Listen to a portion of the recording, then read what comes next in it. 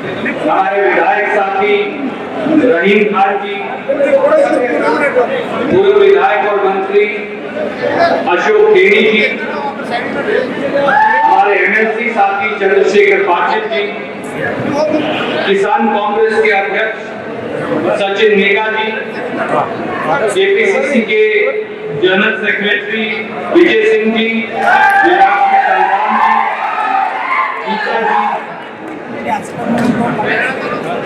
सम्मानीय बाला नारायण जी, श्रीमती गुरम्मा जी, सीएमसी की चेयरपर्सन श्रीमती शाहजहां जी, मंच पर विराजमान और मेरे सामने बैठे जिला कांग्रेस कमेटी, युवा कांग्रेस, महिला कांग्रेस, एनएसयूआई, सेवा दल, एससी, एसटी, ओबीसी, माइनॉरिटीज, किसान, लेबर और अन्य विभागों के और अग्रणी संगठनों के अध्यक्ष, पदाधिकारीगण, कांग्रेस पार्टी के सम्मानित साथी, सबसे पहले तो जिला कांग्रेस कमेटी की इस बैठक में मैं दिल की गहराइयों से आप सबका स्वागत करता हूं, अभिनंदन करता हूं, वंदन करता हूं। साथियों, दोस्तों, आज एक बहुत महत्वपूर्ण कार्यक्रम के लिए हम सब यहाँ इकट्ठे हुए। बहुत सारे साथी जिन्होंने कांग्रेस की टिकट के लिए अप्लाई किया है मुझे मिले, उन सबका स्वागत है, मैं उनकी इज्जत सम्मान करता हूँ। पर आज का कार्यक्रम टिकट बांटने का नहीं है, गारंटी कार्ड का, और इसमें हम सबको सहयोग देना है, हम सबको एक काम करना है। मैं थोड़े शब्दों में कर्नाटक की राजनीतिक स्थिति की आपसे चर्चा करूंगा। आज कर्नाटक में 40% कमीशन की सरकार, ये हम नहीं कह रहे, ये कांग्रेस पार्टी नहीं कह रही। 50,000 कॉन्ट्रैक्टर्स की जो एसोसिएशन है, कर्नाटक कॉन्ट्रैक्टर एसोसिएशन, जिसके अध्यक्ष केम्पन्ना जी हैं, उन्होंने पत्र लिखकर देश के प्रधानमंत्री मोदी जी को कहा कि मुंबई सरकार हर काम का 40% रिश्वत देती। 8 बार उसके बाद नरेंद्र मोदी जी कर्नाटक आए, उन्होंने मुंह पर पट्टी बांध रखी है, एक शब्द नहीं कहा। 40% कमीशन की बात हम नहीं कह रहे।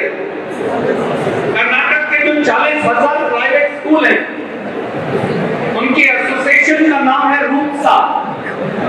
उन्होंने चिट्ठी लिखी देश के प्रधानमंत्री को और कहा मुंबई सरकार 40% कमीशन वापस लिए, रिश्वत वापस लिए, उन्हें कोई ग्रांट नहीं देती। 8 बार नरेंद्र मोदी जी यहाँ आए, उन्होंने मुंह पर पट्टी बांधी, एक शब्द नहीं कहा। रिश्वत की बात कांग्रेस के लोग नहीं कह रहे। हमारे लिंगायत मठ के जो स्वामी हैं, स्वामी निगलेश्वर जी महाराज, जिनका गढ़ में मठ है, वो सामने आए, उन्होंने टेलीविजन पर कहा कि बीजेपी के लोग मठों के स्वामी जी को कहते हैं कि स्वामी जी, बाकी से बीजेपी 40% रिश्वत देती है, मठों को 10% रिश्वत में डिस्काउंट देंगे, तो मठों को 30% रिश्वत देनी पड़ेगी। ये बात हम नहीं कह रहे, ये बात संतोष पाटिल के परिवार ने कही, जो बेलगाम से हैं, बीजेपी के लीडर थे, बीजेपी के कार्यकर्ता थे, उनका बूथ लगाते थे। जब उन्होंने कॉन्ट्रैक्टर के तौर पर काम कर पैसा वापस मांगा, तो बीजेपी ने उनसे भी, बीजेपी के मंत्रियों ने 40% पैसा मांगा, आखिर में उसे आत्महत्या करनी पड़ी। 40% कमीशन के बारे में जानना है तो तुमकुर में राजेंद्र ठेकेदार कॉन्ट्रैक्टर के परिवार से पूछिए, जो कमीशन नहीं दे पाया उसे आत्महत्या करनी पड़ी। बेंगलोर में 43 साल के नौजवान टीएन प्रसाद, जो कॉन्ट्रैक्टर सर्विस का 90 लाख रुपया पूरी जिंदगी की कमाई, बीजेपी के लोगों ने लूट कर डबो दी। उनसे पूछिए जिसने अपनी कनपट्टी पर पिस्तौल लगाकर आत्महत्या कर ली। सिद्धारमैया जी, डीके शिव कुमार जी, मैं उनके घर गए। उनकी बेटी 36 साल की बेवा है, हमारी बहन। वो रोती ज्यादा थी, बोलती कम, क्योंकि उसे विश्वास नहीं हो रहा था कि उसके पति ने आत्महत्या क्यों की। उनकी 14 साल की बेटी है, टीएन प्रसाद की, जो 10वीं कक्षा में पढ़ती है। वो बोल नहीं पाती, इसलिए नहीं बोल पाती कि उसे विश्वास नहीं कि उसके पिता ने गोली मारकर क्यों उसकी आत्महत्या कर ली। टीएन प्रसाद के 75 साल के बूढ़े पिता ने, वो बोलते कम है, उनके हाथ और पांव कांपते ज्यादा। आज बीदर की इस ऐतिहासिक धरती से बसवराज बोम्मई जी, नरेंद्र मोदी जी, हम सब आपको कहते हैं, आप संतोष पाटिल को लौटा दीजिए, आप राजेंद्र कॉन्ट्रैक्टर को लौटा दीजिए, टीएन प्रसाद को लौटा दीजिए। जितना रिश्वत चाहिए हम पैसा इकट्ठा करके आपको देंगे। उस हमारी बहन का पति वापस दे दीजिए, बेटी का पिता वापस दे दीजिए। ये आज हमारी सरकार की, बीजेपी की सरकार की स्थिति। पुलिस सब इंस्पेक्टर की नौकरी बेच देते। हम अपने बच्चों को, बेटे बेटियों को क्यों पढ़ाते? इसलिए कि वो बड़े होकर अच्छा रोजगार पाए, तरक्की करें, परिवार का नाम रोशन करें। पर बीजेपी क्या कह रही है कि आपके बेटा बेटी को पढ़ने की जरूरत नहीं। आपके पास बीजेपी बोम्मई सरकार को देने के लिए 80 लाख रुपया रिश्वत होनी चाहिए, तभी बच्चा पुलिस सब इंस्पेक्टर लग पाए। इस देश में पहली बार 75 सालों में डीजीपी जेल में है। हिंदुस्तान के किसी प्रांत में डायरेक्टर जनरल पुलिस जेल में नहीं। पर अगर डीजीपी तक पैसा गया तो क्या होम मिनिस्टर और चीफ मिनिस्टर तक नहीं गया होगा? पर उस समय होम मिनिस्टर कौन थे?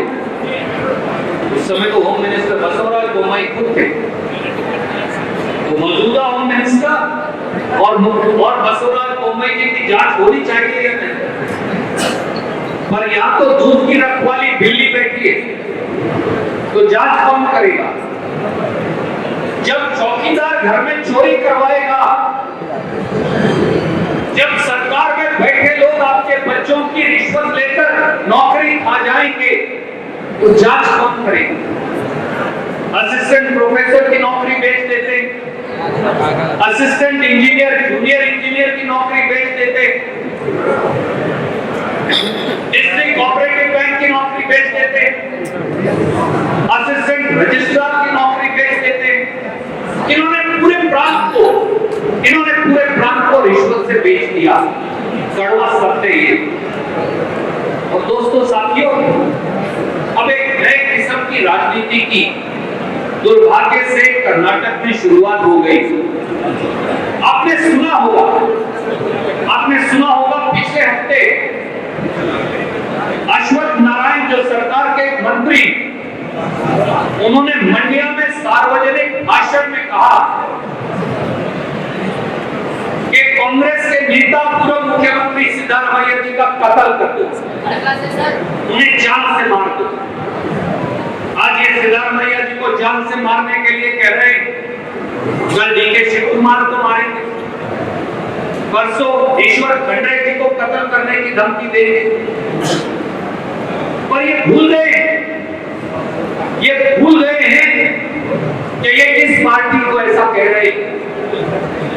इस देश का इतिहास आपने, हमने, हमारे पूर्वजों ने, हमारे नेताओं ने, हमारे कार्यकर्ताओं ने अपने खून से लिखा, कुर्बानी और बलिदान। ये अशोक नारायण नहीं कह रहा, ये बसवराज बोम्मई कह रहे हैं, ये जेपी नड्डा कह रहे हैं, ये नरेंद्र मोदी कह रहे हैं कि सिद्धारमैया जी या डीके शिव कुमार जी का कत्ल कर। शायद भूल गए हैं आप बसवराज बोम्मई जी, भूल गए हैं जेपी नड्डा जी, नरेंद्र मोदी जी, कि इसी हिंसा की राजनीति में राष्ट्रपिता महात्मा गांधी की हत्या की थी, जब गॉडसे ने 4 गोलियां उनके सीने में मारी थी, वो देश के लिए कुर्बान हो गए। इसी हिंसा की राजनीति ने हमारी प्रधानमंत्री इंदिरा गांधी जी के सीने में 25 गोलियां उतारकर उनकी हत्या कर दी। उन्होंने देश के लिए कुर्बानी दी। इसी हिंसा की राजनीति ने इस देश के सबसे प्यारे प्रधानमंत्री, हम सबके नेता राजीव गांधी जी को बम से उड़ाकर टुकड़े टुकड़े कर दिए। उन्होंने इस देश के लिए अपनी जान कुर्बान कर दी। इसी हिंसा की राजनीति ने कांग्रेस के पंजाब के मुख्यमंत्री सरदार बेन सिंह के बम लगाकर शरीर के 1000 टुकड़े कर दिए। उन्होंने भी इस देश के लिए अपनी जान की कुर्बानी की। इसी हिंसा की राजनीति ने, जिसकी अश्वत्थ नारायण चर्चा कर रहे हैं भाजपा की ओर से, उसने हमारे मध्य प्रदेश के मुख्यमंत्री विद्याचरण शुक्ला जी के सीने में 150 गोलियां उतारकर उनको जान से मार दिया। वो देश के लिए कुर्बान हो गए। इसी हिंसा की राजनीति ने आदिवासी के सबसे बड़े नेता कांग्रेस के अध्यक्ष महेंद्र कर्मा जी को 100 गोलियां मारकर हत्या की। उन्होंने छत्तीसगढ़ में इस देश के लिए अपनी कुर्बानी की। इसी हिंसा की राजनीति ने कांग्रेस के केंद्रीय मंत्री, बैकवर्ड क्लास के बहुत बड़े नेता नंद कुमार पटेल को 250 गोलियां मारी। सर से पांव तक गोलियां मारी। उन्होंने देश के लिए कुर्बानी दी। अश्वत्थ नारायण जी, बसवराज बोम्मई जी, जेपी नड्डा जी, नरेंद्र मोदी जी, जान लीजिए, क्या कांग्रेस को रोक पाए? एक कांग्रेस के लीडर को मारेंगे, एक कार्यकर्ता को मारेंगे, दूसरा खड़ा हो जाएगा, तीसरा खड़ा हो जाएगा, चौथा खड़ा हो जाएगा। कितने लाख को मारेंगे? और क्या जानते हैं दोस्तों, साथियों, हम में से कोई लड़ रहा है घर के काम के लिए, कोई लड़ रहा है टिकट लेने के लिए, कोई लड़ रहा है किसी और के लिए। क्या महात्मा गांधी ने टिकट लेने के लिए कुर्बानी दी? क्या इंदिरा जी और राजीव जी देश पर इसलिए शहीद हो गए कि उन्हें एमएलए या एमपी बनना था? नहीं। कांग्रेस की आवाज इस देश के गरीब की आवाज है। ये लोग इसलिए सिद्धारमैया जी का कत्ल करना चाहते हैं, इसलिए डीके शिव कुमार को मारना चाहते हैं, इसलिए कांग्रेस के लोगों को मारना चाहते हैं। वो कारण क्या है, वो आपको जानने की जरूरत है। ये देश के, ये कर्नाटक के गरीब की, एससी की, एसटी की, ओबीसी की, माइनॉरिटीज की, यूथ की, महिला की, किसान की, साधारण सामान्य वर्ग की नौकरी पेशा की आवाज दबाना चाहते हैं। ये इसलिए कत्ल करना चाहते हैं सिद्धारमैया जी का, उसका कारण ये गारंटी कार्ड है, इसलिए मांगना चाहते हैं कांग्रेस के लीडर, क्योंकि कांग्रेस ने इस देश के इतिहास में कर्नाटक में अनूठा वादा किया। और वो 2 अनूठे वादे जिनकी शायद आपको जानकारी है, पर फिर भी कहूंगा, वो है क्या? आज बिजली का भाव 7.5 और 8 रुपया यूनिट है। घर का बिल 4000, 5000, 7000, 10,000 रुपया आता है। नौकरी नहीं है, आय नहीं है, कहां से पैसा दें? कनेक्शन तो कटवा नहीं सकते। इसलिए कांग्रेस ने फैसला किया, गृह ज्योति योजना लागू करेगी कांग्रेस की सरकार 1 मई 2023 से, जो अगली सरकार बनेगी। कर्नाटक के हर घर को ना जात देखेंगे ना धर्म देखेंगे, हर घर को 200 यूनिट बिजली फ्री मिलेगी। ये मेरी माँ बैठी है, मेरी बहनें बैठी हैं, हमारी बेटियां बैठी हैं। सोनिया जी और सरदार मनमोहन सिंह जी के शासन में जो गैस का सिलेंडर 400 रुपया का था, आज 1100 रुपया का है। कहां से खरीदे मोदी जी? बसवराज बोम्मई और नरेंद्र मोदी को लेकर आते थे। खाने का तेल 50 रुपया था, आज 150 से 200 रुपया है। दाल 50 रुपया थी, आज 200 रुपया है। ये तो ऐसे राक्षस हैं, इन्होंने तो बच्चों की मैगी का पैकेट और बिस्कुट के पैकेट का वजन चोरी कर लिया है। जो बच्चे खा लेते हैं कभी कभी। दूध पर टैक्स लगा दिया, दही पर टैक्स लगा दिया, पनीर पर टैक्स लगा दिया, घर कैसे चलेगा? इसलिए इस देश की सबसे बड़ी योजना लेकर आए, उसका नाम है गृह लक्ष्मी योजना। पूरे कर्नाटक में ना जात देखेंगे ना धर्म, हर घर की महिला मुखिया को, पुरुष को नहीं, महिला मुखिया के बैंक खाते में हर महीने कांग्रेस की सरकार 1 मई से 2000 रुपया देगी। और आज इस बैठक को इसलिए बुलाया कि एआईसीसी के सचिव श्रीधर बाबू जी, जिला कांग्रेस कमेटी के हमारे प्रमुख, केपीसीसी के कार्यकारी अध्यक्ष खंडे साहब, ये सब मिलकर आज हमें फैसला करना है कि कल सुबह से हर विधानसभा में हर दरवाजा, हर घर का हमें खटखटाना। दरवाजा कोई मां खोलेगी, कोई बेटी खोलेगी, कोई पुरुष खोलेगा। 20-20 टोलियां हर विधानसभा में बनाई। ये नहीं मैं अकेला ही करूंगा बस, कांग्रेस में कई बार ऐसा कर देते और किसी को नहीं करने दूंगा, ये नहीं चलेगा। हर विधानसभा में 20 टोलियां बनाइए, 5 पुरुष 5 महिलाएं, हर घर का दरवाजा खटखटाइए। वो अमीर हो, गरीब हो, हिंदू हो, मुसलमान हो, एससी हो, एसटी हो, ओबीसी हो, कुछ भी हो, गोदलिका हो, लिंगायत हो, ब्राह्मण हो, राजपूत हो, कुछ फर्क नहीं पड़ता। हर घर का दरवाजा खटखटाइए। वो दरवाजा खोलिए, बोलिए नमस्कार साहब, मैं कांग्रेस पार्टी से आया हूं, आपको 200 यूनिट बिजली और 2000 रुपया चाहिए। हो सकता है 5%, 4%, 10% लोग हो जिन्हें नहीं चाहिए। मैं उदाहरण, मैं ईश्वर खंडे जी का घर का दरवाजा शायद खटखटाऊं तो वो कहेंगे कि नहीं, मेरे ऊपर ईश्वर की कृपा है, आप किसी जरूरतमंद को दीजिए। ये सही बात भी है। तो 5% लोग कहेंगे नहीं, मेरे पास है, साधन है, तो आप जरूरतमंद को दीजिए। पर 80, 85, 90% लोगों को जरूरत है यार। तो जो हाँ करे उसका नाम, पिता पति का नाम, एड्रेस, फोन नंबर यहाँ रिकॉर्ड कर लीजिए। फिर इस कार्ड को ऐसे जोड़ेंगे तो ये अलग हो जाएगा, ये अलग हो जाएगा। ये जिला कांग्रेस कमेटी में लाकर जमा करा दीजिए। ये कार्ड उनको, घर वालों को दे दीजिए। इस पर सिद्धारमैया जी के, डीके शिव कुमार जी के दस्तखत है, कांग्रेस पार्टी के दस्तखत है। 1 मई 2023 से जिसके पास ये कार्ड होगा उसे 200 यूनिट बिजली फ्री मिलेगी, 2000 रुपया हर महीने। एक भी घर छूटेगा बस। और ये काम हमें 7 से 10 दिन में पूरा करना। अब आप मुझे कह सकते हैं, 2 छोटी-छोटी बातें और कहूँ, इसलिए मैंने कहा ये मीटिंग टिकट बांटने के लिए नहीं, ये मीटिंग कर्नाटक के लोगों तक ये कार्ड बांटने की है। कोई आपसे कहेगा भैया क्यों हमारे काम को रुका रहे हैं, हम घर घर जाएंगे, तकलीफ होगी, हमें भी पसीना आएगा, सरकार आएगी वो देंगे। साहब जब सरकार आएगी, मेरी बात ध्यान से सुनिए, कांग्रेस के नेतागण बैठे सब यहाँ, तो कलेक्टर भी आ जाएगा, रजिस्ट्रार भी आ जाएगा, तहसीलदार भी आ जाएगा, एसडीएम भी आ जाएगा। फिर वो बोलेंगे हम सर्वे करेंगे। हम चाहते हैं सरकार के अफसर सर्वे ना करें, कांग्रेस के अफसर सर्वे करें। जो आप लोग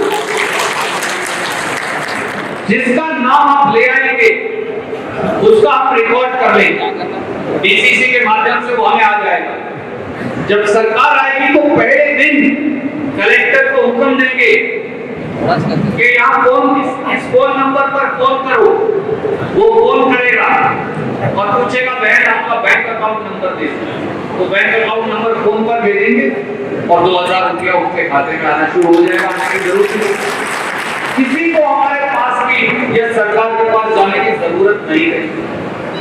कोई आपसे एक सवाल और पूछेगा, एक दिन केनी साहब से पूछ रहे थे, खटरे साहब भी पूछ रहे थे, और साथी भी कोई पूछ रहा था कि साहब ये पैसा कहां से आएगा, बीजेपी वाले अखबार पे साथी भी कई बार। इसका बड़ा सीधा जवाब है, कर्नाटक का बजट 3 लाख करोड़ है, 3 लाख करोड़ से थोड़ा 10,000 करोड़ ज्यादा। बीजेपी के लोग 40% कमीशन खा रहे हैं, तो 3 लाख करोड़ का 40% कितना हुआ बताइए, बताओ।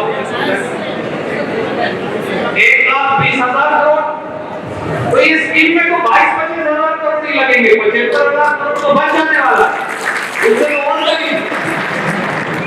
तो इनकी चोरी, वो मई सरकार और बीजेपी की चोरी ही तो होती है। और आज मैं आपको वचन देकर जाता हूं, कांग्रेस का कोई एमएलए जो अपनी सरकार में बनेगा, अगर एक एमएलए भी आराम का एक पैसा लेता पकड़ा गया तो कांग्रेस से निकाल देंगे। 1% कमीशन लेने नहीं देंगे किसी को, सारा पैसा कर्नाटक के लोगों को वापस मिलेगा। ये हमारा वचन और वादा। इसलिए मैं हाथ जोड़कर आपको कहता हूं, हम खुद के लिए हर रोज जीते, हर रोज रोटी खाते हैं, हर रोज परिवार की सेवा करते हैं, हर रोज काम करते हैं। अगले 20 दिन आप कांग्रेस के जनरल हैं, आप कांग्रेस के सिपाही हैं, आप कांग्रेस के सरदार हैं। अगले 20 दिन कर्नाटक और कांग्रेस के लिए जीकर दिखाएंगे। एक घर में जाइए, समय दीजिए, एक परिवार से मिलिए। एक टोली एक दिन में 300 से ज्यादा घर नहीं जा पाए, इसीलिए 20 टोलियों की हर विधानसभा में जरूरत है। अगले 30 दिन कांग्रेस को देखिए, कर्नाटक के लोगों को देखिए। ये स्कीम आज तक किसी ने लागू नहीं की, ये लागू हो गई ना, ये पूरे देश की महिलाओं को देना पड़ेगा, सब सरकारों को। आप पूरे देश का इतिहास लिख सकते हैं, इसे लागू करके दिखाइए, एक घर का दरवाजा। और मैं एक बात और आखिरी कहकर मैं इस बात को समाप्त करूंगा, क्योंकि मैंने वादा किया था कि मैं 20 मिनट में मेरी बात पूरी करूंगा।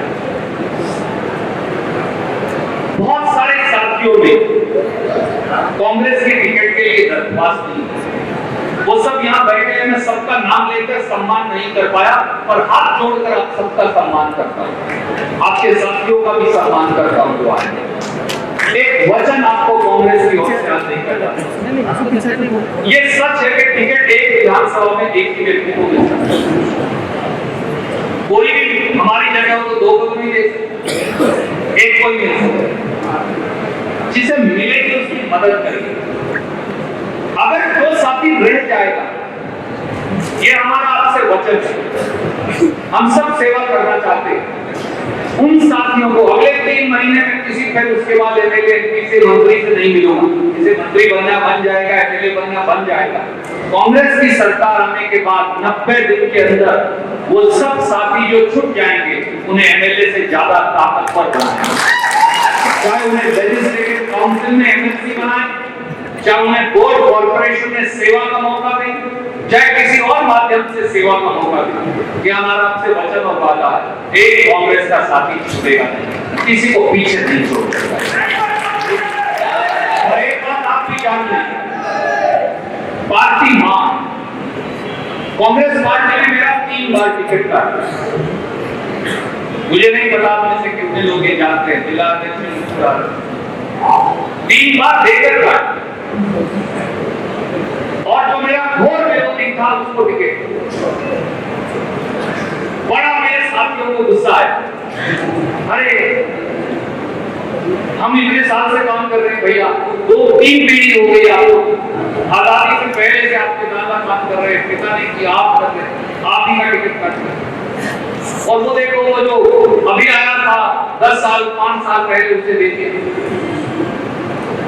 तो मैंने मीटिंग बुलाई ऐसी, इससे ज्यादा लोग थे, 10,000 लोग थे, और उनको अपनी झोली फैलाकर कहा, सुनो, पार्टी मां है, मां अगर गलत फैसला भी करते तो मेरे लिए मां की बात नहीं टाल सकती। तुम सबको जाना है तो जाओ, मैं उसके साथ उसका एजेंट बन के काम कर और किया, और उसको जिताकर